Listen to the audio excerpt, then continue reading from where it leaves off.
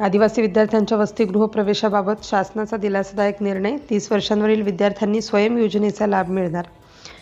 आदिवासी विद्यार्थ्यांच्या शासकीय वसतिगृह प्रवेशासाठी निश्चित करण्यात आलेल्या 30 वर्षाच्या वयोमर्यादेच्या शासन निर्णयाविरोधात आदिवासी विद्यार्थ्यांचे नागपूर येथे आंदोलन सुरू असतानाच राज्य शासनाने विद्यार्थ्यांच्या हितासाठी सकारात्मक भूमिका घेतली आहे.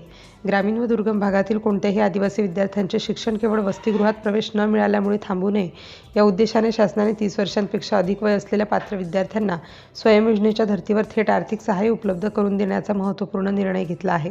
नागपूर येथे वसतिगृह प्रवेशातील वयोमर्यादेची अट रद्द करण्याच्या मागणीसाठी शेकडो आदिवासी युवक युवती गेल्या 8 दिवसांपासून धरणे आंदोलन करत आहेत.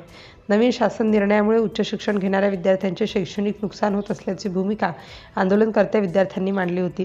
या पार्श्वभूमीवर राज्याचे आदिवासी विकास मंत्री तथा चंद्रपूर जिल्ह्याचे पालकमंत्री डॉक्टर अशोक उईके यांनी विद्यार्थ्यांच्या प्रतिनिधींशी सविस्तर चर्चा करून आदिवासी विद्यार्थ्यांच्या शैक्षणिक भविष्यासाठी शासन कटिबद्ध असल्याचे स्पष्ट केले.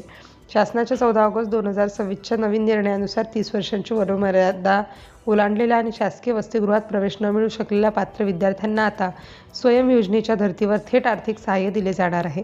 या निर्णयाचा लाभ PhD, MPhil, तंत्रनिकेतन, अभियांत्रिकी, वैद्यकीय तसेच विविध उच्च शिक्षण पदवी व पदव्युत्तर अभ्यासक्रमांमध्ये शिकणाऱ्या सर्व पात्र विद्यार्थ्यांना मिळणार आहे, ज्यामुळे वसतिगृहात जागा उपलब्ध नसली तरी त्यांचे शिक्षण सुरू राहू शकेल.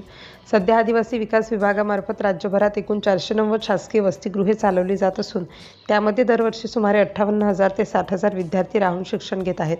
विद्यार्थ्यांच्या समस्यांवर संवादाच्या माध्यमातून सकारात्मक व न्यायपूर्ण तोडगा काढण्यात येत असून आंदोलनकर्त्या विद्यार्थ्यांनी आपले आंदोलन मागे घ्यावे असे आवाहन पालकमंत्री डॉक्टर अशोक उईके यांनी केले आहे. सिटी इंडिया न्यूजसाठी विशेष प्रतिनिधी चंदू मडावी.